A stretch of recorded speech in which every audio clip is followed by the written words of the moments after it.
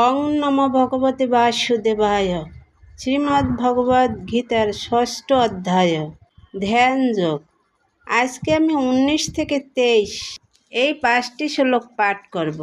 যথা দীপ নিভাতস্ত নেঙ্গতে সোপমাশ্রিতা যোগিন যত চিত্তস্য যুঞ্জত যোগমাত্তান।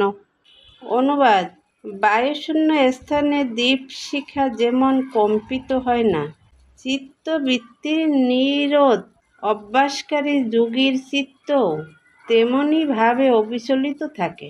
তাৎপর্য: বাতাস না থাকলে দীপশিখা যেমন স্থিরভাবে জ্বলে, সর্বতোভাবে পরব্রহ্মের চিন্তায় ধ্যানস্থ হয়ে আছেন যে ভক্ত, তার চিত্তও সেই দীপশিখার মতোই স্থির নিশ্চল। পরবর্তী শ্লোকগুলোতে কি বলেছেন?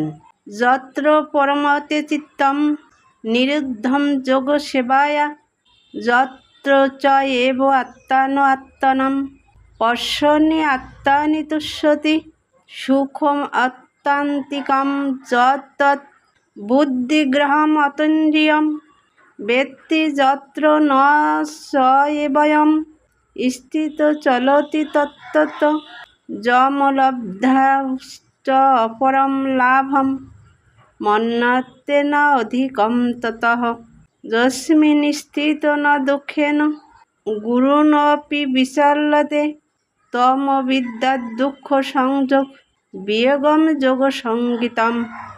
অনুবাদ: যোগ অভ্যাসের ফলে যে অবস্থায় চিত্ত সম্পূর্ণরূপে জড় বিষয় থেকে প্রতারিত হয়, সেই অবস্থাকে যোগ সমাধি বলা হয়। এই অবস্থায় শুদ্ধ অন্তঃকরণ দ্বারা আত্মাকে উপলব্ধি করে যোগী আত্মাতেই পরম আনন্দ আস্বাদন করেন। সেই আনন্দময় অবস্থায় অপ্রকৃত ইন্দ্রিয়ের দ্বারা অপ্রকৃত সুখ অনুভূত হয়। এই পারমার্থিক চেতনায় অবস্থিত হলে যোগী আর আত্মা তত্ত্বজ্ঞান থেকে বিচলিত হন না এবং তখন আর অন্য কোনো কিছু লাভই এর থেকে অধিক বলে মনে হয় না। এই অবস্থায় স্থিত হলে চরম বিপর্যয়েও চিত্ত বিচলিত হয় না। জড়জগতের সংযোগজনিত সমস্ত দুঃখ দুর্দশা থেকে এটি হচ্ছে প্রকৃত মুক্তি। তাৎপর্য: যোগ অনুশীলন করার ফলে ক্রমশ জড় বিষয়ের প্রতি অনাসক্তি আসে। এটি হচ্ছে যোগের প্রথম লক্ষণ। তারপর যোগী সমাধিতে স্থিত হন, যার অর্থ হচ্ছে তিনি আত্মা যে পরমাত্মাকে এক বলে মনে করা ভ্রম থেকে মুক্ত হয়ে অপ্রকৃত ইন্দ্রিয় ও চিত্তের দ্বারা পরমাত্মাকে অনুভব করেন। যোগমার্গ সাধারণ পতঞ্জলির যোগসূত্রের উপর প্রতিষ্ঠিত। কিছু কপট ব্যাখ্যাকার জীবাত্মা ও পরমাত্মার মধ্যে অভেদ স্থাপন করার অসৎ চেষ্টা করে এবং অদ্বৈতবাদীরা সেটিকে মুক্তি বলে মনে করে, কিন্তু তারা পতঞ্জলির যোগ প্রণালীর প্রকৃত তাৎপর্য উপলব্ধি করতে পারে না। পতঞ্জলির যোগ পদ্ধতিতে অপ্রকৃত আনন্দের উপলব্ধির কথা স্বীকার করা হয়েছে, কিন্তু অদ্বৈতবাদীরা তা স্বীকার করে না, কারণ তাহলে তাদের অদ্বৈত মতবাদ সম্পূর্ণভাবে ভ্রান্ত বলে পরিগণিত হবে। জ্ঞান ও জ্ঞাতার দ্বৈতবাদকে অদ্বৈতবাদীরা স্বীকার করে না, কিন্তু এই শ্লোকটিতে অপ্রকৃত ইন্দ্রিয়ের দ্বারা অপ্রকৃত আনন্দ অনুভূতির কথা স্বীকার করা হয়েছে এবং সেই কথায় স্বীকৃতি দিয়ে গেছেন স্বয়ং পতঞ্জলি মুনি। তিনি হলেন যোগের প্রসিদ্ধ ভাষ্যকার। এই মহামুনি তার যোগসূত্রে বলে গেছেন, এই চিতিশক্তি অথবা অন্তরঙ্গা শক্তি হচ্ছে অপ্রকৃত। পুরুষার্থ বলতে বোঝায় ধর্ম, অর্থ, কাম এবং পরিশেষে ব্রহ্মের সঙ্গে এক হয়ে যাওয়ার প্রচেষ্টা।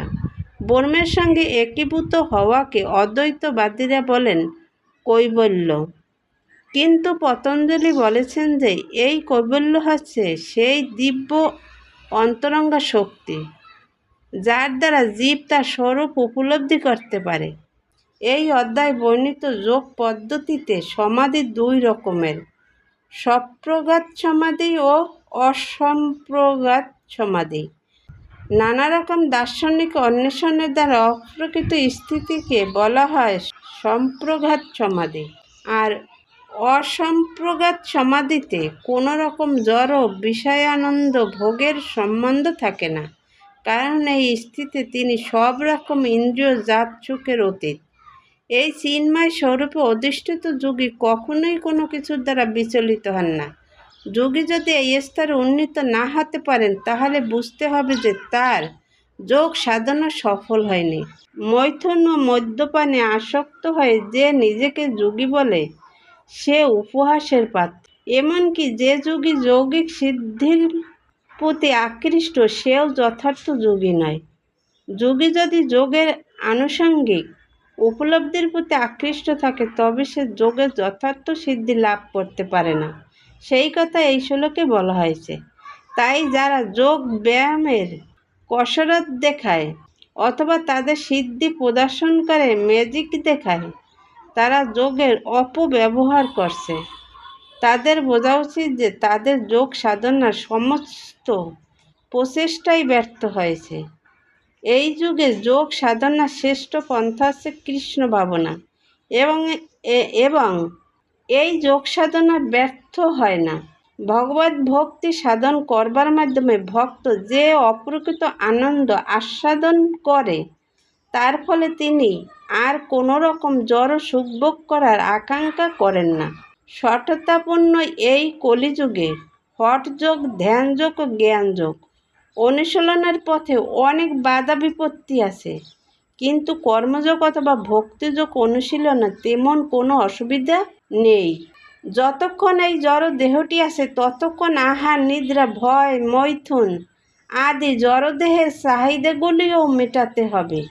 কিন্তু শুদ্ধ ভক্তিযোগ বা কৃষ্ণ ভাবনা অনুশীলন করার মাধ্যমে যখন এই আবশ্যকতাগুলি মেটানো হয়, তখন ভক্তের ইন্দ্রিয়গুলি উত্তেজিত হয় না, বরং ভক্ত তার জীবন ধারণের জন্য যতটুকু নিতান্ত প্রয়োজন ঠিক ততটুকুই গ্রহণ করে যথাসম্ভব লাভ ওঠাবার চেষ্টা করেন এবং কৃষ্ণ ভাবনামৃতের অপ্রকৃত আনন্দ আস্বাদন করেন।